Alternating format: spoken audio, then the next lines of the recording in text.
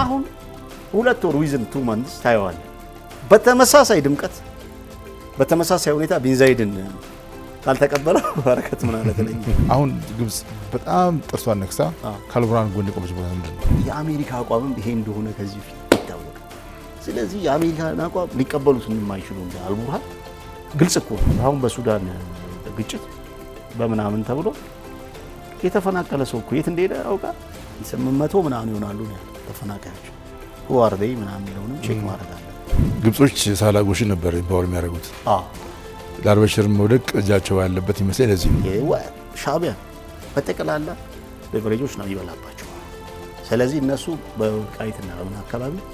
እንቅስቃሴዎች ሊያደርጉ ይችላል ለምን ተቃውሞ ይሄ ነው የማህዲ ውስጡ ሃይማኖትን ነክ ተቻለው ማንነትን ምናምን መሰረት ያደረገ ነው ኢኮኖሚ ጥያቄም ውስጥ አለው ጂኦግራፊካል ጥያቄም ውስጥ አለው ይሄ ጥያቄ ነው ይነሳል ብሎ ይፈሩ ነበር ይሄ ግብጽንም ያሰጋታል ቀደም እንደነገርኩት ማይዶ ራሱ ነው ነገርየው በተያው በጊዜው ተለውጧል እንጂ እሱ ሙቭመንት ግን አሁን ምንን አስከብሮ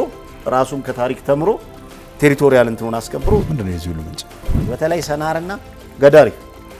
ሁለቱ በተለይ አልፋሽጋ የሚባለው ያለበት ይሄ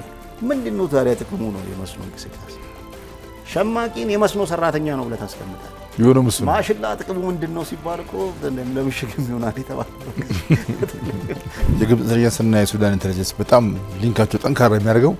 አገንስት ኢትዮጵያ ያላቸው አቋም ነው ያን አጡት ማለት ምሽግ ፈረሰ እንደማለት ወታደራዊ ከዛ ደግሞ ንግድ አለ ኢንፎርማል ንግድ ቅድም እንደምን ሂውማን ትራፊኪንግ ታጋለ ጎልድ ማይን ስለዚህ የራሳቸውን ጦር የተዋጉት ቲፒኤልኤፍም የራሱ ጦር የተዋጋው ስርዓቱ ሱዳን ላይ የተዋጋው በቃ በተራው ላይ ኢትዮጵያ ላይ ዋጋ ይችላል ለራሳቸው ሉና ነው የተዋጋው ኢትዮጵያ ላይ ዋጋ ይችላል ምንድነው ወደዚህ ያለው